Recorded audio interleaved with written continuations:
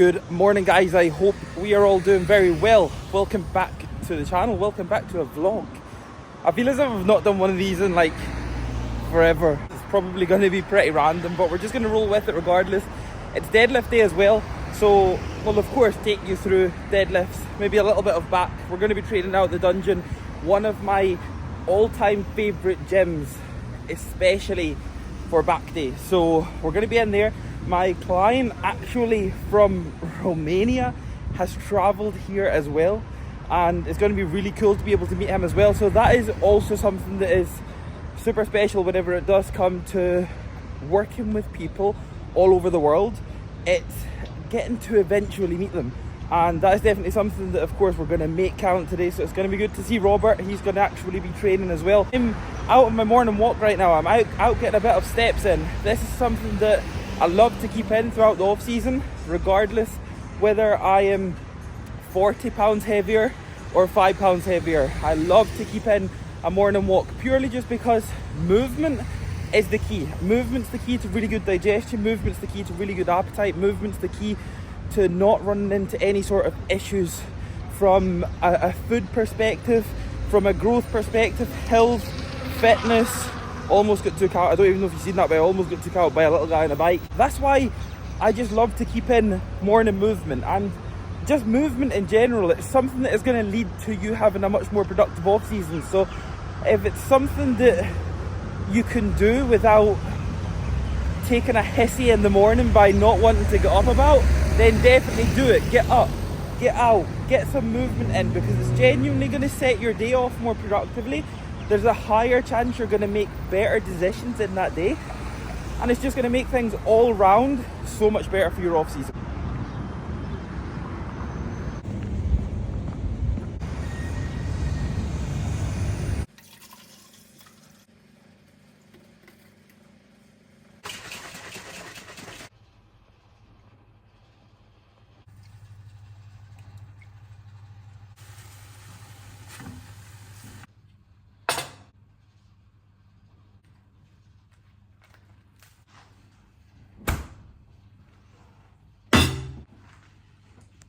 Two bagels, 9 egg whites, which if I'm right and my maths are right, that accumulates up to around 270 grams of egg whites if you are using liquid egg whites and you're tracking them that way. We've got 2 whole eggs and no turkey rashers. Why no turkey rashers? Because we've run out of them, so we're going to have to wait until we land back on UK soil for some more of them. It's going to be washed down with this C4. It is a collaboration with Skittles, so I can only assume this is going to be absolutely banging. Like, I say that, to be honest with you, I've said that before, and I've tried some energy drinks and they've been absolutely bogging. So we can only hope that this is going to be good. It has got 200 milligrams caffeine in it. I'm then going to be training immediately after this, just because I am training early still. I'm enjoying training early still. I'm feeling good off of one meal. And at the end of the day, guys, this is something that we have to take on board that's very important. It's not actually how much you eat, it's just about how you eat, when you eat, and what you actually think you need versus what you actually do need. Like, at the end of the day, you can perform very well off of one meal. You can perform very well off of 5 meals. Some people can actually take in 5 meals and feel way more lethargic and perform absolutely horrendous. Some people can train fasted and perform at their absolute best. It's about finding what obviously fits your lifestyle, what suits your lifestyle the best, and where and when you're going to perform at your absolute best. I actually tend to find I perform better off of less food. For example, if I'm going in to do squats or deadlifts or anything that might require me to wear a belt, I don't feel uncomfortable whilst wearing it. So again, it's very important that you take that on board and you don't just think that you need 5 meals and you can't train on anything less, because at the end of the day, that is the biggest load of crap ever. Like, you can genuinely train on no doubtably a lot less than what you think, and you'll probably actually perform better.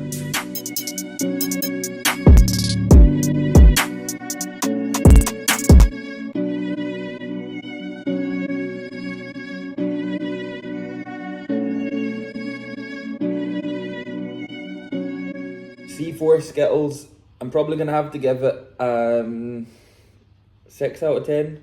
What are you saying? 7 out of 10. 7 out of 10. You really need to imagine that you're eating a packet of Skittles in order to be able to get that Skittles effect. I feel as if it's definitely just been a bit of a letdown, because I expect that much coming from something like a C4 drink, and then I get let down, and it just makes the whole experience not good. So that's my review. So can I have your review now, please, Mrs. Sips Reviews? Have I forgot? Oh wait, trying drinks so you don't have to. That's the one, isn't it? Yeah, yours go chicken. Right, so what's your review then? I would say Come and tell them. I would give it a 7 out of 10. It smells fine. Like, it smells quite nice. I didn't get red Skittles at all, but I got sweeties. So then when Kev said, you need to imagine, you need to think more into the can. yeah, I know. When I imagined red Skittles, I could get red Skittles, but I mean, for C4, I think like it's actually quite nice. I'm not a huge C4 fan. It's like artificially, but it's also not very nice in your tummy. So it's probably got a lot of chemicals in it. C4 is meant to be more like a pre-workout rather than just an energy drink, I believe. But it is more of a pre-workout, definitely. The frozen bombsicle one is banging, and oh, the best one's in the fridge, the peach mango. That's the best C4, but they don't do it in this size. So I thought that for a C4 was alright though. Right guys, quick change of outfit. We're going in with the grey gas pump cover. Obviously it's deadlift day, so we're going in with the Better Bodies leggings.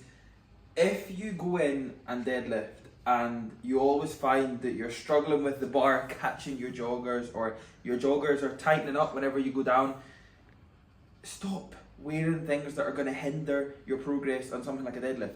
Literally just put a pair of compression leggings on, because trust me, they're going to keep you tighter, they're going to keep you more locked in. The bar is not going to roll, it's not going to rub, it's not going to pull against you, you're not going to lose momentum here, because I always found whenever I wore shorts especially, I would always get it caught on my skin, or if I wear even things like the mesh bottoms or even a pair of joggers in general, they're going to be restrictive. So wear something that's not going to be restrictive and actually help you perform the movement better overall. Better Body socks. We also have the Thunderbolts on. Workout of choice today, Train Smart V2 in the brand new flavour of Summer Berry from Unrivaled Nutrition. Inter workout, Level Up V2, Hydro EA and Carb Up for my intra carbohydrates. That is going to be sunk by the time I get to around my second, maybe third last exercise. And then I'll be more than ready to be able to eat my post-workout meal.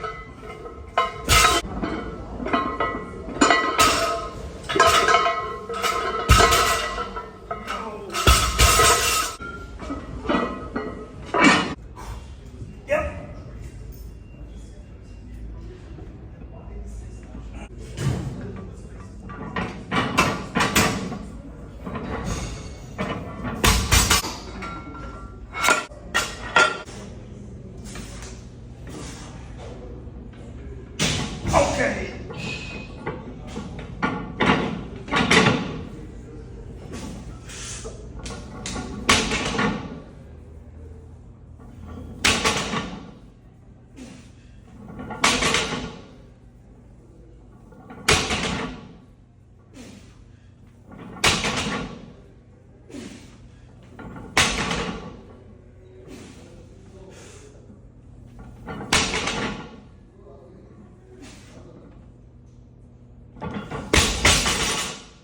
So a nice 250 for 8 taken today. As you'll see, I'm still not entertaining that crazy failure part. I'm still not entertaining them crazy 50-50 reps just yet. We're still relatively close to that kind of post-show period where I struggled a lot, and as you guys know, my body was severely broke. It was really dehydrated. It was just really sore with everything I'd done. Like, I literally felt like glass in everything I'd done. So we're still relatively close to that, which does just mean that I'm still not taking things to all-out failure on things like deadlifts. But one thing I want to be able to give you guys a little tip on is whenever you are really trying to progress your deadlifts, failure is not what you want to be hitting. You want to be getting better at speed. You want to be getting better at force, explosive power. You want to be able to move a bar consistently with a weight that you know you can do that with. So that is why you'll see a lot of powerlifters never actually work anywhere near their 1 rep maxes apart from a really select few amount of weeks. And to be honest with you, it might even only be 1 or 2 of them, and then of course they'll max out whenever they get to a competition. So when you think about it, we're bodybuilders, yes, but at the same time, we're moving weight, we're moving really heavy weight, in which you can have the approach where you can train to failure. That is absolutely cool. Like I do it pretty much all the time. But when you are really focusing on trying to really progress them low rep ranges, it could be high rep ranges, you need to get your body primed with working in a specific rep range. You need to actually allow yourself to know that not going to failure and working with a weight that you probably find relatively easy for the reps that you're doing is going to benefit you at them end rep ranges where you're wanting to be able to get as strong as possible. So if you're wanting to progress your 1 rep max, you're wanting to progress your 3 rep max, 5 rep max, 10 rep max, whatever it is, right? If you're really trying to get as strong as fucking possible on something like a deadlift, something like a squat, something like a barbell press, we're really only talking the main barbell compounds here. You need to be willing to get really good at speed and force, explosive power, and moving that bar consistently for a select amount of sets that you are given on that specific day. So that is where the consistency comes in. That's what's going to allow you to get stronger. Just trying to max out each and every single session, that's not what's going to allow you to get stronger. If anything, if you spend too much time at them really low rep ranges, at that really maxed out weight, you'll find that you'll actually go back the way and not forward. So in many ways, you have to be willing to be able to lift a little bit lighter, but for more speed, more explosive power, more actual force through the reps, and that's what's going to get you stronger. So now we're moving on to the good old school prone grip T-bar row. Anybody that remembers the good old Livroni videos will know exactly what this T-bar is. Absolutely incredible piece. But aside from that, this is going to be my last session in the dungeon as well. We're actually flying on tomorrow, so I think it's also a good thing that I'm not going completely bonkers on the deadlift side of things, because I don't want to be broken sitting on an 8-hour flight. I just cannot think of anything worse. However, we'll crack on with some T-bar rows, we'll hit some back, and that'll pretty much be us done for this last session here in the dungeon.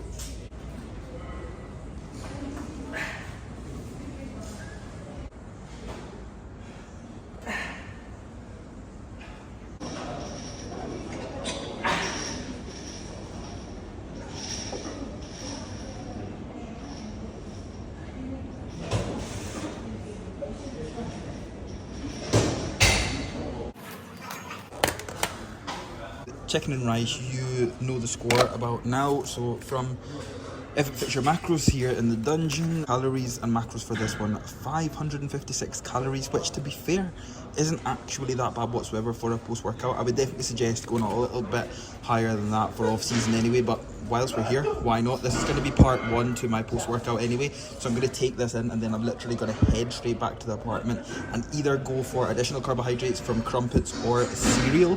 So 556 calories, 61 grams of protein, 49 grams carbohydrates. So like I've said, this is no doubtly aimed for more people who is dieting.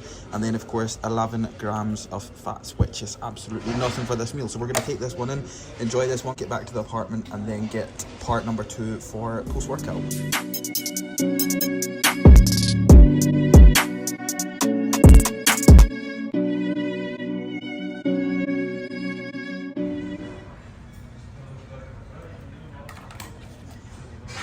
This is something that we have not had in ages. I know I've not had in years. Cookie Crisp cereal. I was pretty skeptical to begin with, to be fair, because from every single time that I've got it in the past, I've never really been that much of a fan of it. However, got it the other night, had it for the first time, and it hit. It did hit. So we've got 160 grams of Cookie Crisp cereal here. As you would have seen, I just had the chicken and rice meal as well. So 2 parts to this. Again, I have been having 2 parts to my post-workout pretty much every single day, just to be able to get that little bit extra food in as easy as possible, as quick as possible, as fast acting as possible as well. As you guys know, usually going between something like a fast acting shake and then obviously a slower digesting meal afterwards. From here, we're just keeping it pretty fast acting right now, and then give or take maybe another 90 minutes to 2 hours, I will have my next meal from there. We're finding time's going very quick, so I've not kind of get into any sort of crazy regimented timings because time is going that quick. I'm getting all my meals in easily, but at the same time, it's just a case of getting in what I need to get in, when I need to get it in, and making sure that I'm also spacing it out, that my digestion's all good, and making sure that, of course, throughout movement over the course of the full day, it's still being boxed off. We're moving loads, like we're doing loads of steps. Training is progressively moving up the way very nicely as well, which is a really good thing. So again, the demand is building up and building up and building up. Therefore, I am absolutely starving at every single meal. Not necessarily because of coming off the back of prep and appetite being through the roof, but just that sheer demand coming off the back of a session that's just got progressively bigger and bigger and bigger and bigger. The output's been higher, more demand's been there on my body, and more demand's been there for extra food. So that is why the food is going in without a problem whatsoever. But second part's post-workout, going in with the Cookie Crisp cereal, which, like I say, it's just hitting differently.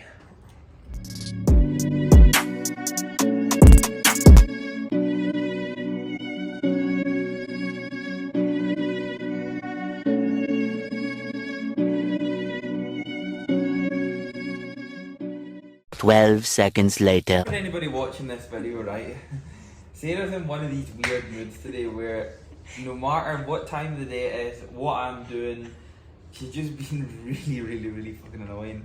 Like, you can just tell she's being annoying already. Like, no matter what, like, there's no peace to this day. It's just like annoying 24/7. And honestly, it's just so frustrating. You're actually being so annoying, right? However, we are going out for dinner tonight. We're going to a place that we absolutely love called the Meat Co. So we're heading out for a good bit of steak, a good big bit of steak, hopefully anyway. We're going to be heading out in around maybe an hour and a half or something like that. So quick little snack here after my post-workout. 6 of your finest ultimate crumpets from Marks and Spencer. So we've got around 120 grams carbohydrates here. It'll be around probably a couple hours at least before we actually eat. So I could have just left it and then got food tonight, but I would have been absolutely starving, and then I would have been so edgy sitting at the table waiting on food, and I just can't do that. And especially where I'm at right now, and with what I already said about things like timings and that, I need to be making sure that I'm taking in enough carbohydrates. I'm going to be taking in way more than enough protein. By the time the meal's over tonight as well, I'll still have a couple of meals to be able to go in, but this will do me over until then.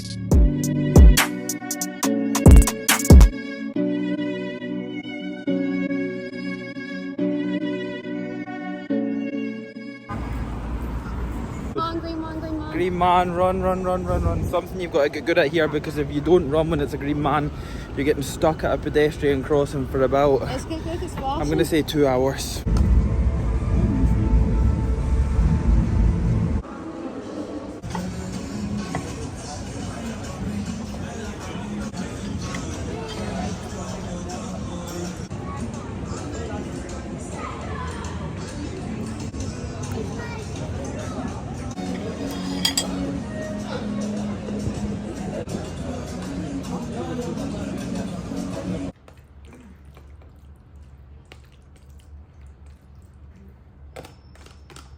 Hey guys, we are signing out. I'm not even covering up here. I can't even hide the fact that I slittered an absolute belter on the one and only top and trousers, for that matter, that I just probably didn't want to make a mess on, and of course I made a mess on. The one time that we actually go out for a nice meal, make a complete mess. That's what it is, not covering it up. We are signing out now with some creamy pasta, so the other meal that I picked up earlier on today. So a nice meal of 591 calories, 58 grams protein, 52 grams carbohydrates and 15 grams fats in here. We're also going in with some super fresh OJ Basic, anything from HR Labs that you guys do pick up. As always, Kiffy15. Please don't forget to use my code because it does support me a lot. Can't lie, I did actually pick up a grilled chicken burrito on the way out of the mall, only because Sarah dragged us through the food court to get to the other side of the mall, and we spotted the little burrito place that we have been using whilst we've been here, because I've just somehow took like such a mad notion for wanting burritos all the time. It was literally just a wrap with grilled chicken in it and Mexican rice, Spanish rice. That was literally all that was in it. Absolutely stunning. As always, I hope you guys were able to enjoy this one bit random, a more so vlog type video. So back to what the kind of old school videos were like. Let me know if you guys like this sort of content. If you do, amazing. You would like to see more, of course I will bring it. Anything you guys would like to see on the channel, don't hesitate to let me know. Let Sarah know as well. Sarah has also started her own YouTube channel as well, over on Sips Reviews. You've no doubtably seen her stuff on TikTok and Instagram by now, so I will put the link to Sarah's YouTube channel in the description box below. She has started some relatively short long form content, so of course she is doing bits with that. But like I say guys, as always, please don't forget to drop the video a like for me, subscribe to the channel if you are new, and I'll catch up with you all in the next video.